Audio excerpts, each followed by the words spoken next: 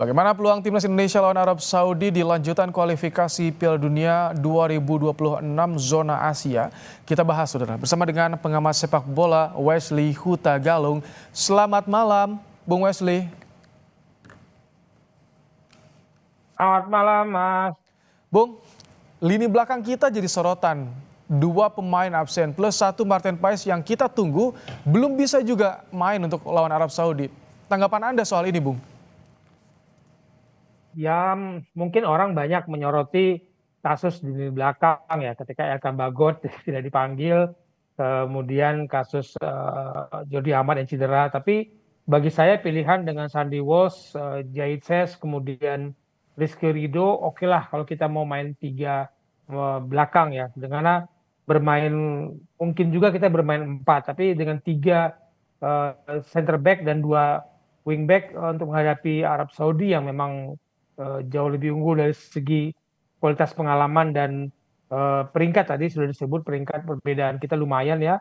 Jadi antara 134 dan 56. Jadi saya pikir saya berharap Sandy Walsh, Itses dan Rizky Ridho jangan sampai cedera saat persiapan.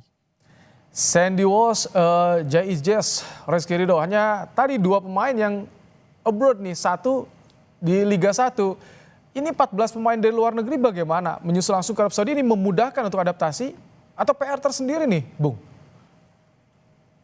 Sejak kemarin di sejumlah pertandingan saya selalu mengatakan chemistry tim nasional kita itu harus dipercepat dan butuh banyak uji coba sebenarnya sebelum menghadapi pertandingan ini. Jadi ketika kita lolos ke kualifikasi 3 di sejumlah kesempatan saya mengatakan saya menunggu berapa kali tim nasional kita uji coba sebelum berhadapan dengan Arab Saudi dan Australia. Itu yang saya tunggu, Mas Ahmad Ibrahim. Tapi kita sama-sama tahu kompetisi sudah mulai. Dan ini yang menjadi persoalan ketika pemain abroad, pemain dari luar Eropa, yang dari Eropa atau dari Asia juga di Indonesia langsung menuju Arab Saudi.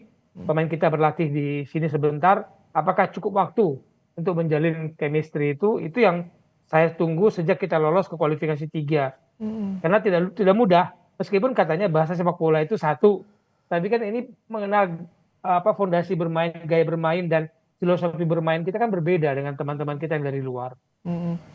Ini Martin Paes sayang ya dipastikan absen lawan Arab Saudi ya, Bung Wesley. Ya, saya juga tidak terlalu mengkhawatirkan. Kita punya Fernando Ari yang tampil baik sejak kualifikasi 2 di Liga juga bagus.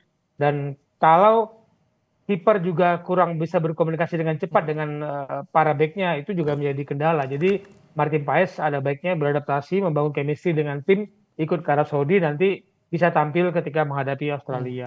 Kami ada sedikit beberapa nama akan coba kami tampilkan di layar kaca Kompas TV. Ini dia beberapa nama 26 pemain yang dipanggil Sintayong lawan Arab Saudi.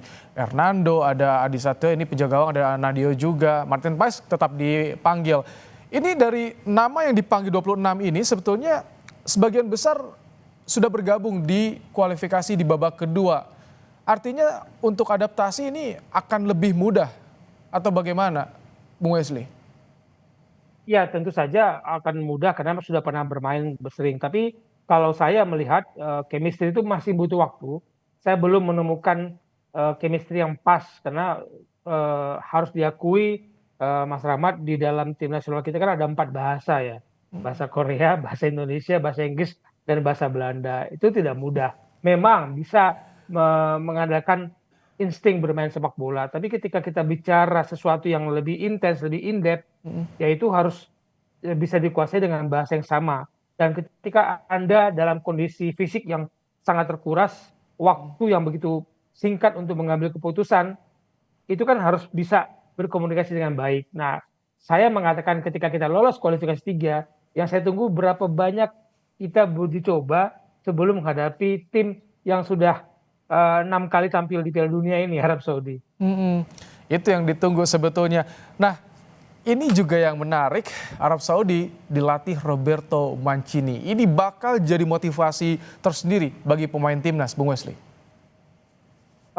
Tidak perlu memberikan penilaian begitu besar kepada Roberto Mancini karena memang nama besar Roberto Mancini diikuti dengan siapa dulu yang mereka latih dan siapa pemain-pemainnya. Jadi jangan sampai kemudian kita keburu jatuh mental menghadapi nama Roberto Mancini yang besar sebagai pemain dan pelatih. Ingat Jurgen Klinsmann juga besar sebagai pemain dan pelatih tapi gagal membangun tim Korea Selatan karena bukan materi yang sama di Eropa dengan Asia itu dengan mudah diolah Marama. Jadi jangan pernah takut dengan nama besar Roberto Mancini. Mm. Tapi kalau dengan materi yang ada Arab Saudi, ini siapa pemain yang patut diwaspadai oleh lini belakang timnas?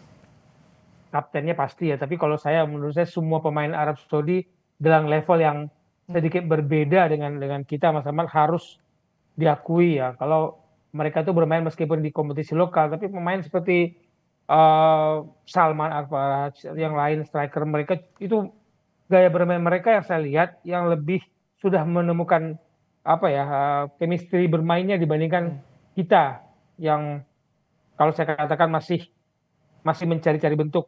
Apalagi kemudian kita masih mengandalkan gaya bermain ala Indonesia, tapi apa ya diisi oleh pemain kita yang bermain di Eropa dan tidak mudah main dengan cepat gitu. Jadi kalau saya diskusi dengan beberapa teman pemain asing nih, Mas Rahmat, bahwa sepak bola Indonesia itu begitu cepat bermain dengan seperti apa ya gas tinggi sejak awal, tapi sering kedodoran di pertengahan babak Oke, kedua dan Bung pemain ini Wesley, yang sulit satu diikuti terakhir Eropa.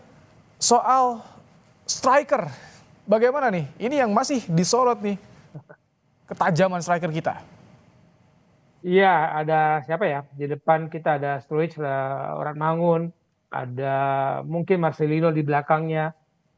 Dengan ketidakhadiran Yakob Sayuri dan Yance, mungkin sayap-sayap kita emang mengadakan kepada Asnawi, mungkin Calvin Verdong. Tapi di depan saya masih setuju dengan Marahmat ini adalah missing link Sintayong sejak dia melatih Indonesia dari awal Oktober 2009 dan Januari 2010 bahwa dia belum menemukan striker yang pas untuk permainan tim nasional. Saya setuju kalau striker yang jadi sorotan.